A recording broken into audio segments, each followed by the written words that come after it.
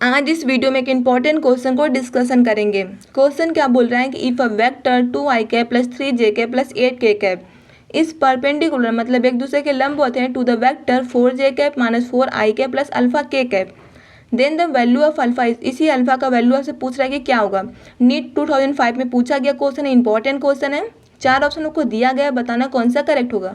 तो सबसे पहले क्वेश्चन में गिवन देखो क्या है, तो आप इसको अल्फा एक्स या फिर बी या फिर कुछ भी मान सकते हो। मैंने यहाँ पर ए और बी माना है। तो वेक्टर ए का मान क्या दिया गया क्वेश्चन में 2i cap plus 3j cap plus 8k cap, और वेक्टर बी को क्या दिया गया है, बी का मान क्वेश्चन में क्या दिया गया है तो 4j cap minus 4i cap plus alpha k cap. इसी अल्फा का वैल्यू आपसे पूछ रहा है। अब देखो परपेंडिकुलर बोला एक दूसरे के हैं, तो मतलब वेक्टर ए जो होगा वो परपेंडिकुलर होगा वेक्टर बी के। जब अगर ऐसा केस बनेगा तो हमारे पास क्या होगा, vector A dot vector B equal to 0 हो जाएगा।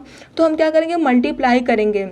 तो वेक्टर ए का फॉर्म लिख लेते हैं 2i cap plus 3j cap plus 8k cap, और वेक्टर बी का क्या फॉर्म दिया गया है, तो हमारे पास 4j cap minus 4i cap plus alpha k cap equal to 0। अब इसका मल्टीप्लाई करेंगे। अब मल्टीप्लाई देखो क्या होती है, i कैप का i कैप के साथ होता है, j कैप का j कैप के साथ होता है, और k कैप का k कैप के साथ होता है। ये नहीं कि i कैप को आप j कैप या फिर k कैप के साथ मल्टीप्लाई कर रहे हो।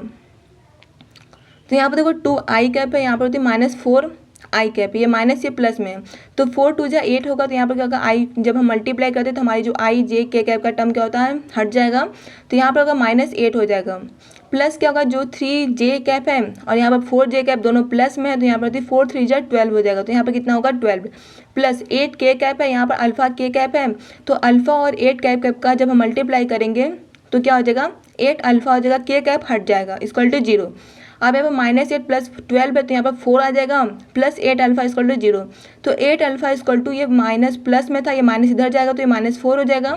तो अल्फा इक्वल टू -4/8 होगा। जब इसको कैंसिल करेंगे तो -1/2 होगा, मतलब अल्फा इक्वल टू -1/2। कौन सा ऑप्शन करेक्ट होगा, तो देखो ये तो होगा नहीं क्योंकि माइनस में आ रहा है, तो हमारे पास कौन सा होगा, बी ऑप्शन ही तक करेक्ट होगा। तो बी वाला ऑप्शन क्या होगा, करेक्ट होगा। Thank you for watching this video.